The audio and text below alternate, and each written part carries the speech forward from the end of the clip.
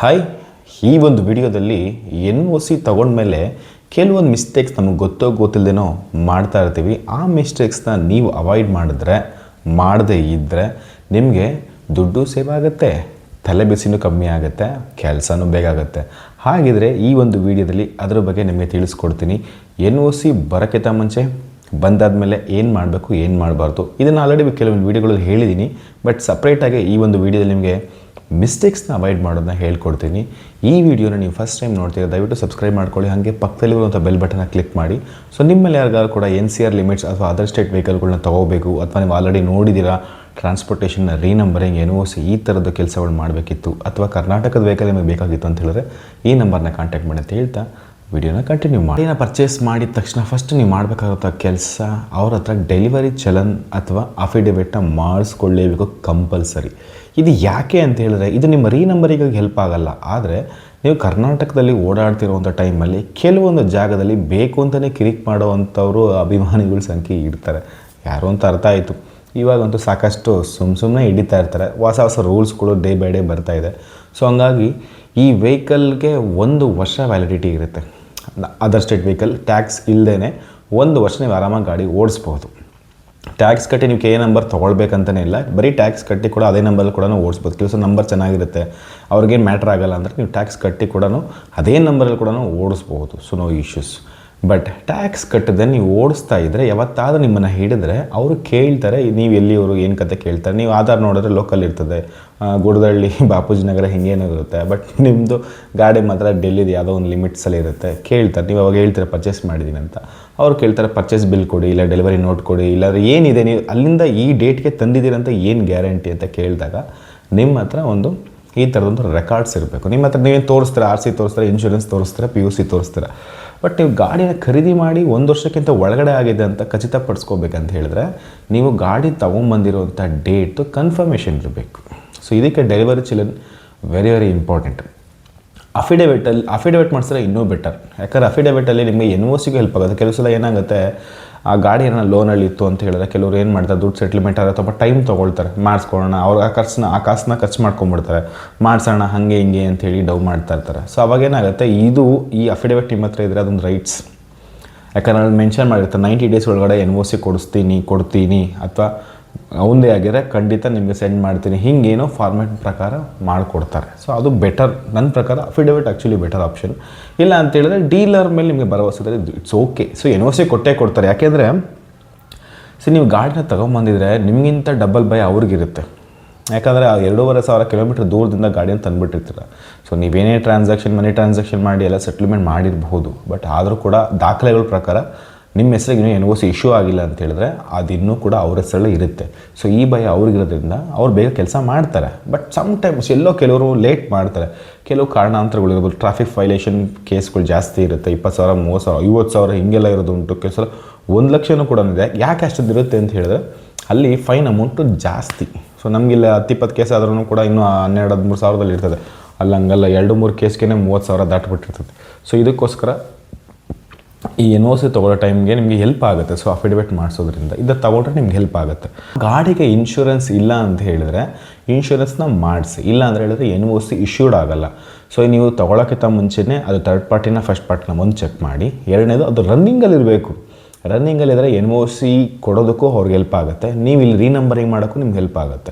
Third ಪಾರ್ಟಿನ first ಪಾರ್ಟಿನ ಒಟ್ಟಾಗಿ insurance ರನ್ನಿಂಗಲ್ಲಿರಬೇಕು. Simple.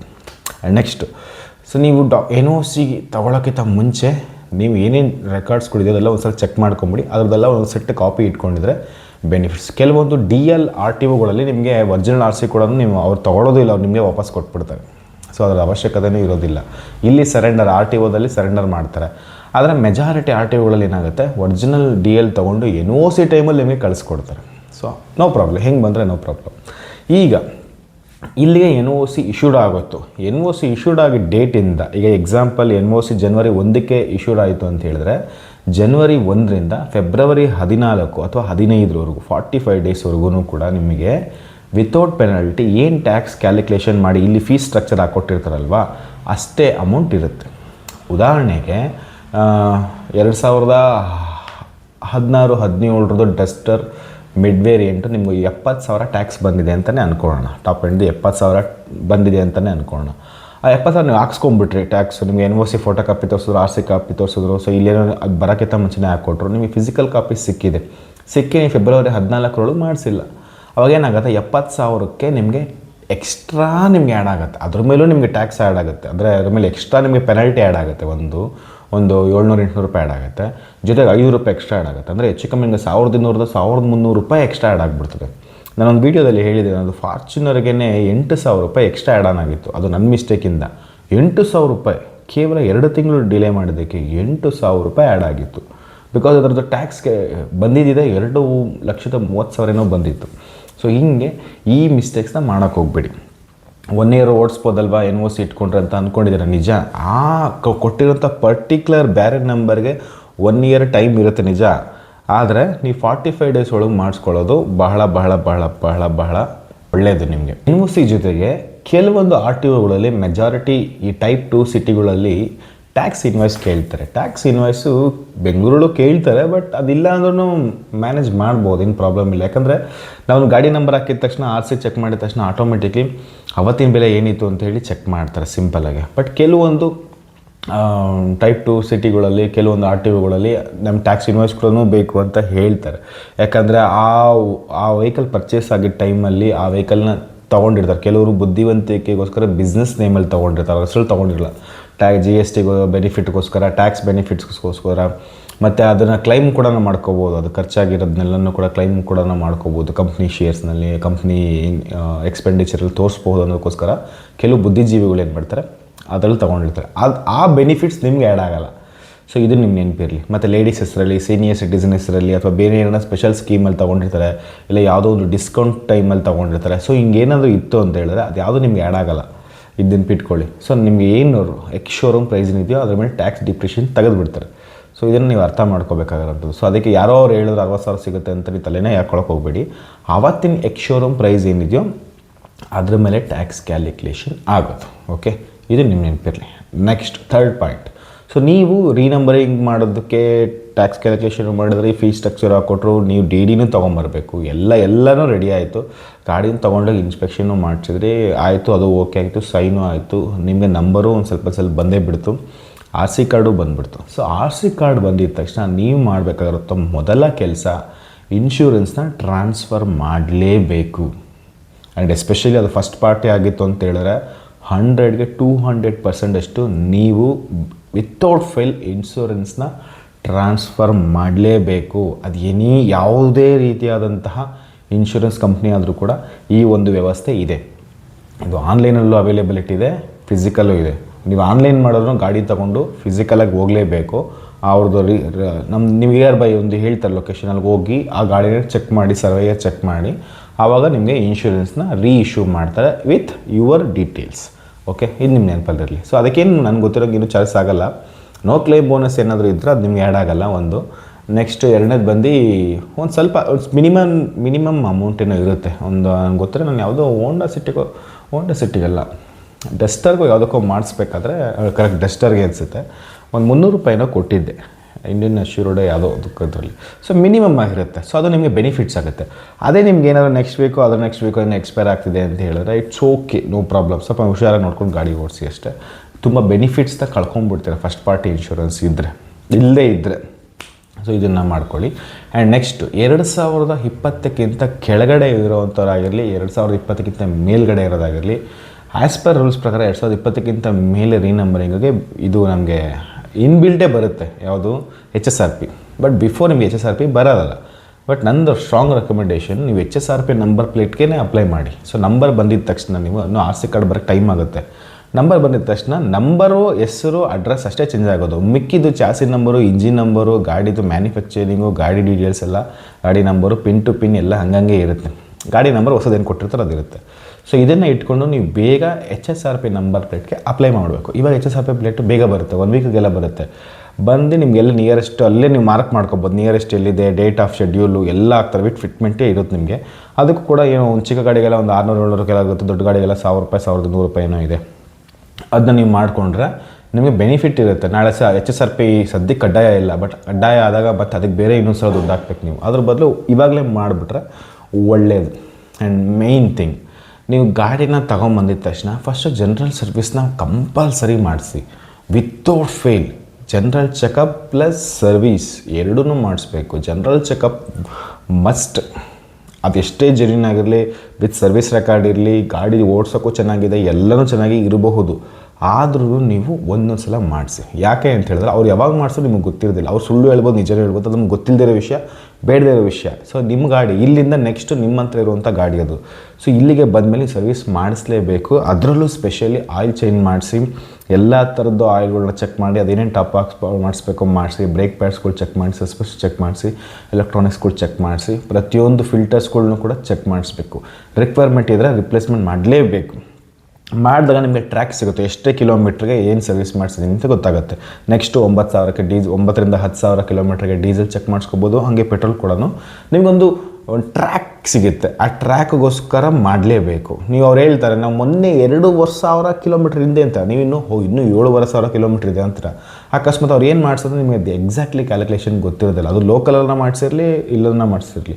So ನಿಮ್ಗೆ ಕಂಪ್ನಿಲಿ ಮಾಡಿಸಿದ್ರೆ ಸರ್ವಿಸ್ ರೆಕಾರ್ಡ್ ಸಿಗಬಹುದು, ಆದರೆ ಲೋಕಲ್ ಮಾಡಿಸೋದು ಸಿಗೋದಿಲ್ಲ. ಸೊ ನನ್ನ ಪ್ರಕಾರ ಬೆಸ್ಟ್ ರೆಕಮೆಂಡೇಷನ್, ನೀವು ತಂದಿದ ತಕ್ಷಣ ನೀವು ಆಯಿಲ್ ಸರ್ವಿಸ್ ಮಾಡಿಸಿ. ಎಲ್ಲೆಲ್ಲ ಹೋಗೋ ದುಡ್ಡು, ಆಮೇಲೆ ಅವ್ನು ಮಾಡಿಸಿದ ನಂಬ್ಕೊಂಡು ನೀವು ಬೇರೆ ಹಾಕೊಂಡು ಚುಚ್ತಾ ಇರ್ತೀರ, ಹೊಸ ಗಾಡಿ ಬರೀ ತಗೊಂಡು ನೀವು ಅಲ್ಲಿ ಟ್ರಿಪ್ಪೆಲ್ಲ ಹೊಡಿತೀರಾ, ಅಥವಾ ಮನೆ ಹತ್ರ ಓಡಿಸ್ತಾ ಇರ್ತೀರ, ಬಿಲ್ಡಪ್ ಕೊಡ್ತಿರ್ತೀರ. ಓಕೆ, ಇದೆಲ್ಲ ಓಕೆ, ಬಟ್ ಅಲ್ಲಿ ಒಳಗಡೆ ಏನಾಗ್ತಿದೆ ಗೊತ್ತಿರೋದಿಲ್ಲ. So service mandatory. ಅದರೊಳಗೆ ಸ್ಪೆಷಲಿ ನಾನು ಈಗ ನನಗೆ ನನ್ನ ಬಯಸ್ಗಳು ಯಾರನ್ನ ಬಂದು ತೊಗೊಂಡೋಗ್ಬೇಕಾದ್ರೆ ನಾವು ರೆಕಮೆಂಡ್ ಮಾಡೋದು ಇಷ್ಟೇ. ಸೊ ನೀವು ಲೋಕಲ್ ಆದರೆ ನೋ ಪ್ರಾಬ್ಲಮ್, ತೊಂದರೆ ಇಲ್ಲ. ಅದೇ ನೀವು ಇಲ್ಲಿಂದ ಬೆಂಗಳೂರಿಗೆ ಬಂದಿರೋಂಥ ಗಾಡಿ ನೀವು ಇಲ್ಲಿಂದ ಬೇರೆ ಕಡೆ ತೊಗೊಂಡು ಹೋಗ್ತಿದ್ರೆ ಹೈವೇ ಮುಖಾಂತರ ಅಂದರೆ ಮಸ್ಟ್ ಜನರಲ್ ಚೆಕಪ್ ಮಾಡಿಸ್ಕೊಂಡು ಹೋದರೆ ತುಂಬ ತುಂಬ ತುಂಬ ತುಂಬ ಒಳ್ಳೆಯದು. ರೈಟ್, ಇದಿಷ್ಟು HSRP, ಆಮೇಲೆ ಜನರಲ್ ಸರ್ವೀಸ್, NOC ಬಂದಿದ ತಕ್ಷಣ 45 ಡೇಸ್ ಒಳಗೆ ರೆಡಿ ಮಾಡಿಸ್ಕೋಬೇಕು. ದುಡ್ಡು ಸೇವ್ ಆಗುತ್ತೆ, ತಲೆಬಿಸಿ ಸೇವ್ ಆಗುತ್ತೆ. ಆ್ಯಂಡ್ ಟ್ಯಾಕ್ಸ್ ಇನ್ವಾಯ್ಸ್ ಜೊತೆಗೆ ಅಫಿಡವಿಟ್ ಅಥವಾ ಡೆಲಿವರಿ ಚಲನ್ ಅಥವಾ ಡೆಲಿವರಿಗೆ ಸಂಬಂಧಪಟ್ಟಿದ್ದು ಏನೇ ಅಕ್ನಾಲಜಿಮೆಂಟ್ ಇದ್ದರೂ ನಿಮ್ಗೆ ಒಳ್ಳೆಯದು ಕೊಡ್ತಾರೆ. ಕೇಳಿದ್ರೆ ಕೊಡ್ತಾರೆ. ಸೊ ಇದಿಷ್ಟು ನಿಮಗೆ ಇಟ್ಕೊಂಡಿರಬೇಕು. ಇದು ಜೊತೆಗೆ running insurance, running pollution control. So ಇದಿಷ್ಟು ನಿಮಗೆ NOC ಜೊತೆಗಿದ್ದರೆ ನಿಮಗೆ ರೀನಂಬರಿಂಗ್ ಈಸಿ ಆಗುತ್ತೆ. ರೀನಂಬರಿಂಗ್ ಆದಮೇಲೂ ಕೂಡ ನಿಮಗೆ ಸ್ಮೂತ್ ಇರುತ್ತೆ. ನಮ್ಗೆ ನಂಬರ್ ಬಂದು ನಂಬರ್ ಪ್ಲೇಟು ಈ ಮೂಮೆಂಟ್, ಇಷ್ಟು ಮೂಮೆಂಟ್ವರೆಗೂ ಫ್ರೀ ಇರುತ್ತೆ. ಸೊ ನಿಮ್ಮ ಕೆಲಸ ಇಲ್ಲಿವರೆಗೂ ನಂಬರ್ ಬರೋವರೆಗೂ ಅಲ್ಲ, ನಂಬರ್ ಬಂದಮೇಲೆ HSRPಗೆ ಅಪ್ಲೈ ಮಾಡಬೇಕು. ಅದಾದಮೇಲೆ RC ಕಾರ್ಡು, ಅದಾದಮೇಲೆ ಇನ್ಶೂರೆನ್ಸ್, ಇಷ್ಟು ಆದಮೇಲೆ ಆ ಗಾಡಿ ಕ್ಲಿಯರ್ ಅಂತ ಅರ್ಥ.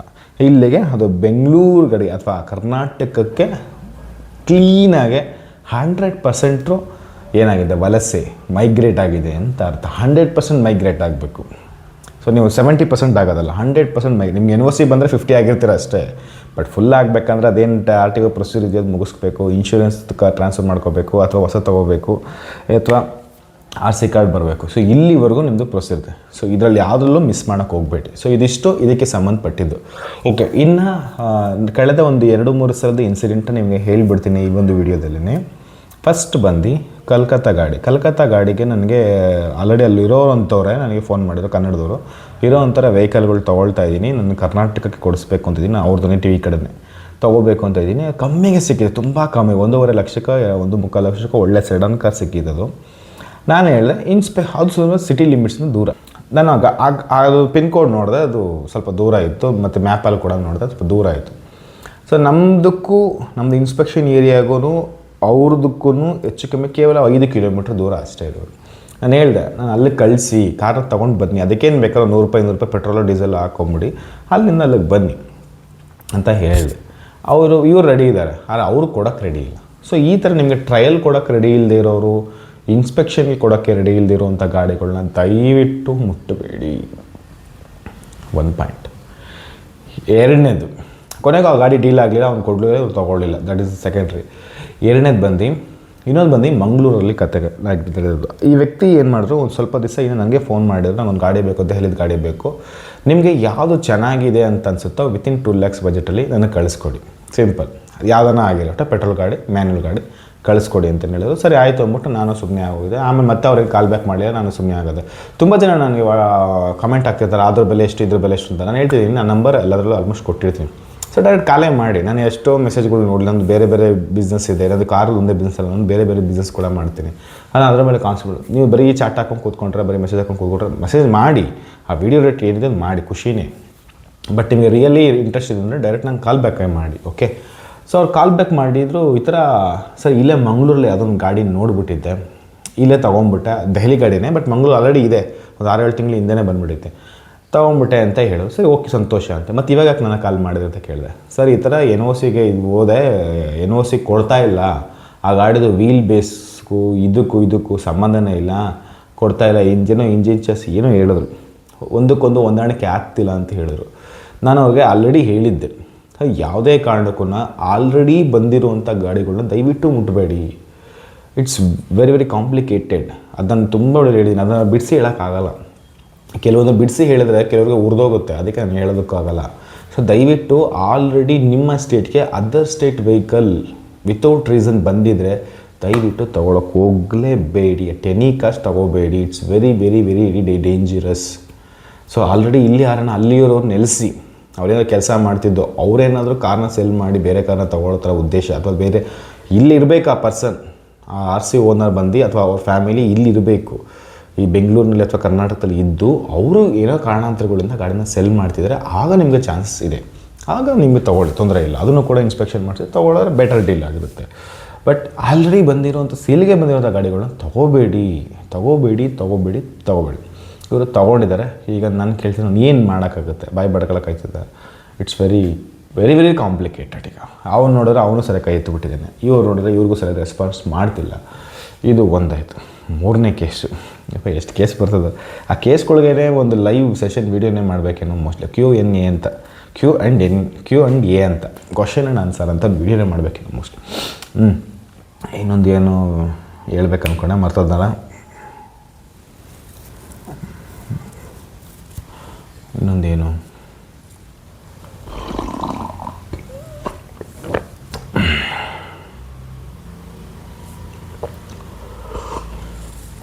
ಯಾವುದಪ್ಪ ಅದು, ಒಂದು ಮಂಗಳೂರು ಕೇಸು, ಒಂದು ಕಲ್ಕತ್ತದು, ಇನ್ನೊಂದು ಬಂದು ಮಹಾರಾಷ್ಟ್ರದ ಕೇಸು, MH ಗಾಡಿ, MH01 ಗಾಡಿ. ಸೊ ಇದು ಏನಾಗಿದೆ ತರಲೆ ಕತೆ. ಇದು ಗಾಡಿನೋ ತಂದುಬಿಟ್ಟಾರೆ, ಗಾಡಿನೋ ಓಕೆ ಆ್ಯಾವ್ರೇಜ್ ಕಂಡೀಷನ್ನೇ, ಸ್ವಲ್ಪ ಡೆಂಟವು ಇವು ಏನೋ ಆಗಿತ್ತು, ಗಾಡಿ ಇವ್ರಿಗೆ ಓಕೆ ಆಯಿತು, ಇವ್ರು ತಂದರು. ಆ್ಯಕ್ಚುಲಿ ಮಹಾರಾಷ್ಟ್ರಕ್ಕೂ ಕರ್ನಾಟಕಕ್ಕೂ ಏನಂತ ಡಿಫ್ರೆನ್ಸ್, ಏನು ಪ್ರೈಸಲ್ಲಿ ಏನಷ್ಟು ಡಿಫ್ರೆನ್ಸ್ ಇರೋಲ್ಲ. ಹಂಗೆ ಹೊರಟ್ರೆ ಕನ್ನಡ ಗಾಡಿಗಳು ಚೆನ್ನಾಗಿರ್ತದೆ. ಬಿಕಾಸ್ ನಿಮಗೆ MH01 ಮುಂಬೈ ಪುಣೆ ಈ ಲಿಮಿಟ್ಸಲ್ಲಿ, ಈ ಕೋಸ್ಟಲ್ ಲಿಮಿಟ್ಸಲ್ಲಿ ಬರುವಂಥ RTOಗಳು ಅಥವಾ ಅಲ್ಲಿ ಸಿಗುವಂಥ ವೆಹಿಕಲ್ಗಳು ಸ್ವಲ್ಪ ರಸ್ಟಿಂಗ್ ಇಶ್ಯೂಸ್ಗಳು ಇರುತ್ತೆ, ಮತ್ತು ಗಲೀಜಿರುತ್ತೆ, ಅಷ್ಟೊಂದು ಚೆನ್ನಾಗಿ ಮೇಂಟೈನ್ ಮಾಡಿರಲ್ಲ. 3rd ಕ್ಲಾಸ್ ಆಗಿ ಮೇಂಟೈನ್ ಮಾಡಿರ್ತಾರೆ. Maximum vehicle more than 60% ವೆಹಿಕಲ್ಗಳು 3rd class ಥರ ಮೇಂಟೈನ್ ಮಾಡಿರ್ತಾರೆ. ಸೊ ಹಂಗಾಗಿ ನಾನು ಯಾರಿಗೂ ಸಜೆಷನ್ ಇದುವರೆಗೂ ಮಾಡಿಲ್ಲ, ಅದಕ್ಕೆ ನಾನು ವಿಡಿಯೋದಲ್ಲಿ ಯಾವತ್ತೂ MH ಗಾಡಿಗಳನ್ನ ಹೇಳಿಲ್ಲ. ಬಟ್ ಇವ್ರಿಗೇನೋ ವರ್ಕೌಟ್ ಆಯಿತು, ಏನೋ ತಂದರು, ದಟ್ ಈಸ್ ಸೆಕೆಂಡ್ರಿ. ತಂದ ಮೇಲೆ OTP ಹೇಳೋದಕ್ಕೆ ಅದು ಆ್ಯಕ್ಚುಲಿ ಇವ್ರೇನು ಮಾಡಿದ್ದಾರೆ, ಇವ್ರೇನು ಮಾಡಬೇಕು, NOCಗೆ ಡೀಲರ್ ಹತ್ರ ಪರ್ಚೇಸ್ ತೊಗೊಂಡ್ರೆ ಡೀಲರು ನ್ಯೂ ಬೈಯರ್ಗೆ ಏನೂ ಟಾರ್ಚರ್ ಕೊಡೋಲ್ಲ, ರೈಟ್? ಅವ್ರಿಗೆ ಜಸ್ಟ್ NOC ಕೊಡಬೇಕು, ಏನು ಡಾಕ್ಯುಮೆಂಟ್ಸ್ ಇದೆಯೋ ಅದನ್ನ ಬಂದಿದ್ದ ತಕ್ಷಣ ಕೊರಿಯರ್ ಮಾಡ್ತಾರೆ. ಇದು ಅದು ಕಾನ್ಸೆಪ್ಟ್ ಅಷ್ಟೇ, ಸಿಂಪಲ್, ಬೇರೆ ಏನೂ ಇಲ್ಲ. ಇವ್ರೇನು ಮಾಡಿದ್ದಾರೆ, ಇವರು ಅವ್ರ ಹತ್ರನೂ ದುಡ್ಡು ಇಸ್ಕೊಂಡಿದ್ದಾರೆ, ಎಲ್ಲ ಹತ್ರನೂ ದುಡ್ಡು ಇಸ್ಕೊಂಡಿದ್ದಾರೆ, ಇವ್ರ ಹತ್ರನೂ ದುಡ್ಡು ಇಸ್ಕೊಂಡಿದ್ದಾರೆ, 2 ಕಡೆನೂ ದುಡ್ಡು ಇಸ್ಕೊಂಡು ಗೌರ್ಮೆಂಟ್ ಪೋರ್ಟಲ್ ಮುಖಾಂತರ ಡೈರೆಕ್ಟಾಗಿ ಮಾಡಿದ್ದಾರೆ. ಡೈರೆಕ್ಟಾಗಿ ಮಾಡಿದಾಗ ಏನಾಗುತ್ತೆ, ಬರೀ ಅಂದಾಜು 3-4 ಸಾವಿರ ಒಳಗಡೆ NOC ಬಂದುಬಿಡುತ್ತೆ. ಬಟ್ ಇವ್ರೇನಂತ ಅವ್ರ ಹತ್ರ ಒಂದು 10,000, ಇವ್ರ ಹತ್ರ ಒಂದು 10,000, 20,000 ಕಿತ್ಕೊಂಡು ಗೌರ್ಮೆಂಟ್ ಪೋರ್ಟಲ್ ಮುಖಾಂತರ ಡೈರೆಕ್ಟಾಗಿ ಹಾಕಿದೆ. ಡೈರೆಕ್ಟಾಗಿ ಹಾಕ್ದಾಗ ಏನಾಗುತ್ತೆ, ಅದು ಲೀಗಲಾಗಿ ಹೋಗುತ್ತೆ, ಅದು ಕರೆಕ್ಟ್ ಇದೆ, ವೇ ಕರೆಕ್ಟ್ ಇದೆ. ಬಟ್ ರಿಯಲಾಗಿ ಕಿತ್ಕೋಬೋದು, 4,000 ಕಿತ್ಕೋಬೋದಾಗಿತ್ತಲ್ವ. ಈಗ 10, 20, 20ರಲ್ಲಿ 4,000 ಹೋದ್ರೂ 16,000 ರೂಪಾಯಿ ಗುಡುಮ್ ಸ್ವಾಹ ಮಾಡ್ತಾರೆ. ಸೊ ಇದೆಲ್ಲ ನಡೀತಾ ಇರ್ತದೆ. ಮತ್ತು OTP ಇವ್ರಿಗೆ ಹೇಳಿ, ಇವರು ಅವ್ರಿಗೆ ಹೇಳಿ, ಅದೆಲ್ಲ ಡಬಲ್ ಕೆಲಸ. ಆ್ಯಕ್ಚುಲಿ ಅದು ಒಳ್ಳೆ ವೇನೇ, ಆದರೆ ಎಕ್ಸ್ಟ್ರಾ ಅಮೌಂಟ್ ಕಿತ್ಕೊಂಡಿದ್ದಾರೆ. ಸೊ ಹಿಂಗೆ ನಿಮ್ಮ ಹತ್ರ ಕೂಡ ಎಕ್ಸ್ಟ್ರಾ ಕಿತ್ಕೊಳ್ಳೋದು ಉಂಟು. ಸೊ ಇವ್ರ ಹತ್ರನೂ ಕೂಡ ಹುಷಾರಾಗಿ ಇಟ್ಕೊಳ್ಳಿ. ಸೊ ಅದರಲ್ಲಿ ಸ್ಪೆಷಲಿ NOC. ಸೊ NOC ಬರುತ್ತೆ, ವರಿ ಮಾಡೋ ಅವಶ್ಯಕತೆ. ನೀವು ಡೀಲರ್ ಹತ್ರ ಅಥವಾ ಪ್ರಾಪರ್ ವೇನಲ್ಲಿ ತೊಗೊಂಡಿದ್ರೆ ನಿಮಗೆ NOC ಬರುತ್ತೆ. ಸಮ್ಟೈಮ್ಸ್ ಲೇಟಾಗಿ ಬರುತ್ತೆ, ಸಮ್ಟೈಮ್ಸ್ ಬೇಗ ಬರುತ್ತೆ. ಸೊ ಅದಕ್ಕೆ ಜಾಸ್ತಿ ತಲೆ ಕೆಡ್ಸ್ಕೊಳಕ್ಕೆ ಹೋಗಬೇಡಿ. ಬಟ್ ಬೆಟರ್ ನೀವು ಯಾವುದೇ ಕಾರಣಕ್ಕೂ ಡೆಲಿವರಿ ರಿಲೇಟೆಡ್ ಏನಾದರೂ ಒಂದು ಅಕ್ನಾಲೇಜ್ಮೆಂಟ್ ಆ ಥರದ್ದು ಇಸ್ಕೊಂಡ್ರೆ ನಿಮಗೆ ಬೆನಿಫಿಟ್ಸ್. ಇಲ್ಲ NOC NOCಗೆ ಅಪ್ಲೈ ಮಾಡೋದು ರೆಸಿಪ್ಟ್ ಇರುತ್ತೆ. ಇದು easy, best, cheap and best. ಇದು NOCಗೆ ಅಪ್ಲೈ ಮಾಡೋದಕ್ಕೆ ರೆಸಿಪ್ಟ್ ಇರುತ್ತೆ, ಅದರಲ್ಲೆಲ್ಲ ಡೀಟೇಲ್ಸ್ ಇರುತ್ತೆ. ಸಾಕು, ಅದೇ ಸಾಕು ನಿಮಗೆ. ಅದು ಬೇಜಾನಾಯಿತು. ಅದು ಬೇಕಾದ್ರೆ NOC ಲೇಟಾಗನ ಬರಲಿ, ಯಾವಾಗನ ಬರಲಿ, NOCಗೆ ಅಪ್ಲೈ ಮಾಡಿ ರೆಸಿಪ್ಟ್ ಕೊಟ್ಬಿಟ್ರೆ ಸಾಕು. ಐ ಥಿಂಕ್ ಈ ವಿಡಿಯೋದಲ್ಲಿ ಎನ್ ಒ ಸಿಗಿಂತ ಮುಂಚೆ ಎನ್ ಒ ಸಿ ಆದಮೇಲೆ ಏನು ಮಾಡಬೇಕು ಮಾಡಬಾರ್ದು ಎಲ್ಲ ಹೇಳಿದ್ದೀನಿ. ಈ ವಿಡಿಯೋ ನಿಮ್ಗೆ ಇಷ್ಟ ಆಯ್ತು ಅಂತ ಹೇಳ್ತೀನಿ. Thank you so